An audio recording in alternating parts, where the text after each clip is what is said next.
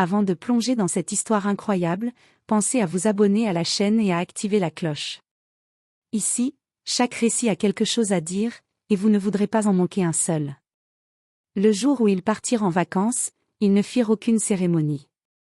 Chaque mot qu'ils avaient prononcé avant de refermer la porte était une flèche empoisonnée, des moqueries, des humiliations, des remarques si fines et si cruelles qu'il les sentait s'infiltrer jusque dans ses os. Il avait été réduit à rien, à un simple objet de dérision, invisible et inutile aux yeux de ceux qui prétendaient être sa famille. Les jours passèrent dans un silence pesant, ponctué seulement par les rires et les souvenirs qu'il emportait avec eux, loin de lui. La maison semblait étrangement vide, comme si les murs eux-mêmes retenaient leur mépris. Mais sous cette solitude, une colère sourde, un mélange d'amertume et de force contenue, commença à croître. Il ne parlait pas, ne criait pas. Il observait, patientait, savait que le temps finirait par rétablir un équilibre. Puis, un matin, il sentit un changement dans l'air. Le monde semblait avoir basculé sans prévenir. Ils étaient revenus, mais ce n'étaient plus les mêmes. Les rires s'étaient éteints, les regards confiants remplacés par des yeux fuyants, emplis de peur et de désespoir. Leur possession avait disparu, engloutie par des imprévus cruels, et avec elle, leur arrogance. Ils vinrent à lui, hésitants, suppliants. La même famille qu'il avait ignorée, humiliée et méprisée, s'agenouillait désormais, implorant pardon, cherchant à retrouver une place qu'ils avaient eux-mêmes détruite. Et lui, debout au milieu de ce chaos, sentit la vérité éclater en lui, sa dignité, sa patience, et son courage silencieux étaient les seules véritables richesses qu'il n'avait jamais pu lui enlever. Leur humiliation avait tourné à leur perte. Et pour lui, enfin, le monde semblait juste. La maison, autrefois froide et pleine de murmures moqueurs, paraissait maintenant étrangère, presque fragile. Chaque pas résonnait dans le hall vide, comme pour rappeler à ceux qui l'avaient humilié qu'ils n'étaient plus les maîtres ici. Il était debout au centre du salon, immobile, les bras croisés, observant. Leur regard, autrefois arrogant et assuré, fuyait les siens. Sa mère fut la première à s'avancer, les yeux embués de larmes, la voix tremblante. On a tout perdu. Son père, d'ordinaire si autoritaire, semblait rétréci, réduit à un homme sans repère, incapable de masquer sa panique.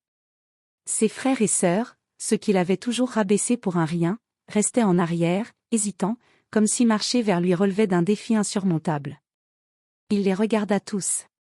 Chaque expression, chaque geste maladroit, racontait la même histoire. Ils avaient tout perdu, matériellement et moralement, et venaient maintenant supplier le pardon qu'ils n'avaient jamais mérité. Mais au lieu de jubiler, un calme étrange l'envahit. Il comprit qu'il ne s'agissait plus de vengeance. Il s'agissait de choisir la manière dont il allait reprendre sa place. Il s'avança lentement, chaque pas mesuré, imposant sans effort une autorité qu'il n'avait jamais vue chez lui. « Alors, dit-il, d'une voix basse mais ferme, vous voulez mon pardon ? » Il hochait la tête, tremblant. Les excuses jaillissaient dans un flot confus, sincérité et panique mêlées. Il les laissa parler, les laissant s'enliser dans leurs propres aveux, savourant le contraste entre ce qu'ils étaient et ce qu'ils avaient été.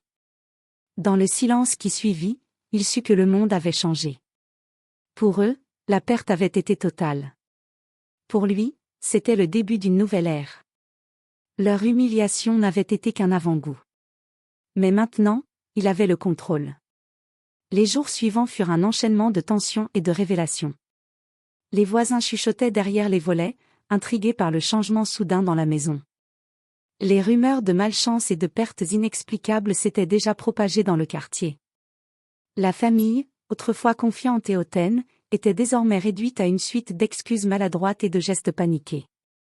Il ne s'agissait plus seulement d'argent ou de possessions matérielles.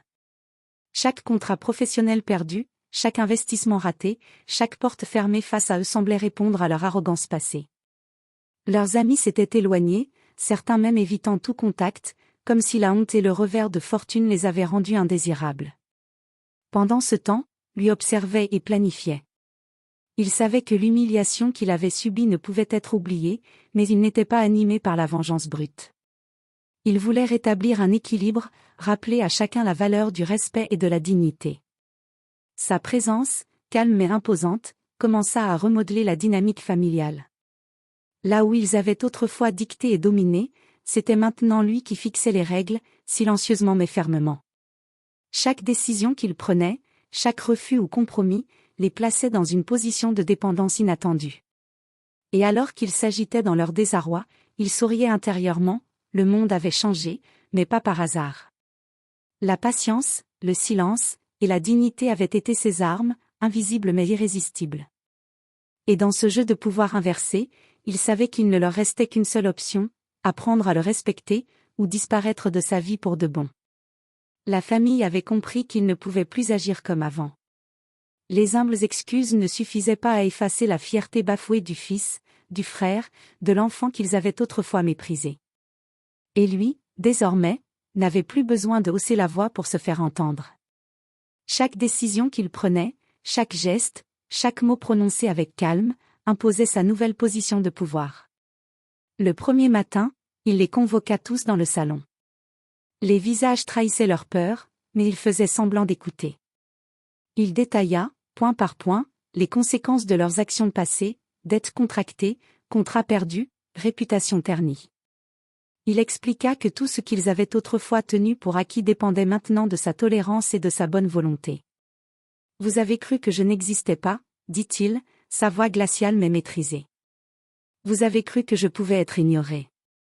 Aujourd'hui, c'est moi qui décide de ce que vous pouvez récupérer, ou non. » La panique se lisait sur leurs visages. Chacun d'eux comprit que leur arrogance passée ne pouvait plus fonctionner. Même les gestes les plus simples demandaient un renseignement, solliciter une aide dépendait maintenant de lui. Le pouvoir avait changé de main, et il ne se montrait pas cruel, seulement ferme et inébranlable. Il avait transformé leur humiliation en leçon, la patience et la dignité sont plus puissantes que toutes les colères et tous les cris. Et alors qu'il tombait à genoux, suppliant une clémence qu'il n'avait jamais offerte, il sut que le monde avait enfin inversé les rôles. Désormais, chaque mouvement, chaque mot, chaque décision de cette famille serait filtrée par lui. Et pour la première fois, ils comprirent ce que c'était que de dépendre de celui qu'ils avaient jadis réduit à néant. La maison, autrefois théâtre de moqueries et de mépris, était devenue le centre d'un équilibre fragile mais clair, lui au contrôle, eux sous sa dépendance. Chaque geste de la famille trahissait une anxiété nouvelle, une prudence qu'ils n'avaient jamais connue.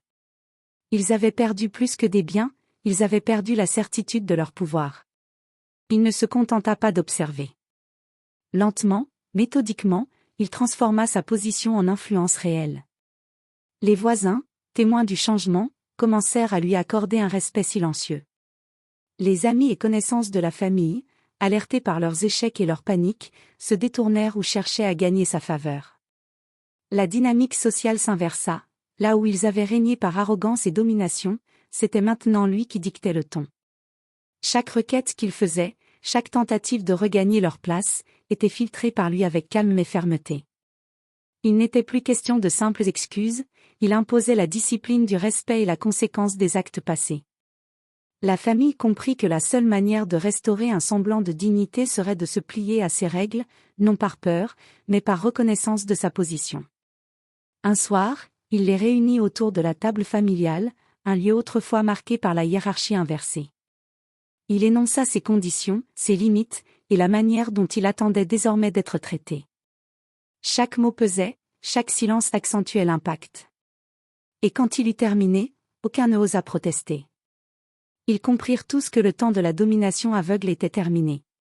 Pour lui, ce n'était pas seulement la revanche, c'était la preuve que la dignité et la patience silencieuse surpassent toutes les humiliations. Et alors qu'il quittait la pièce, laissant derrière lui une famille secouée et transformée, il sut que la prochaine étape n'était pas de les punir davantage, mais de les amener à comprendre qu'ils ne pourraient jamais plus le sous-estimer. Les semaines avaient passé, mais la maison ne ressemblait plus à celle qu'ils avaient quittée.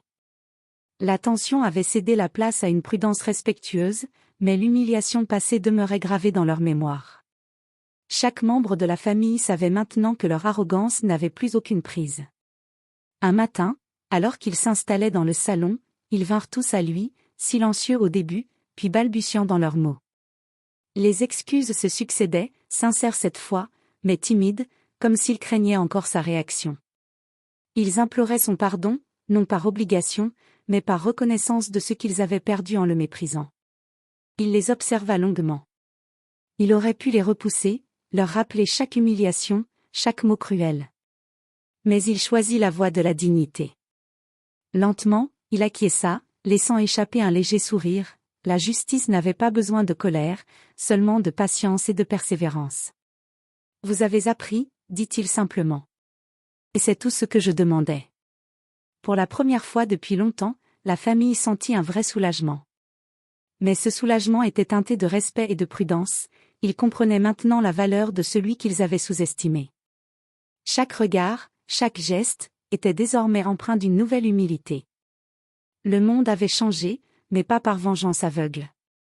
Il avait suffi d'un silence observateur, d'une patience implacable et d'une dignité inébranlable pour inverser les rôles et rétablir l'équilibre.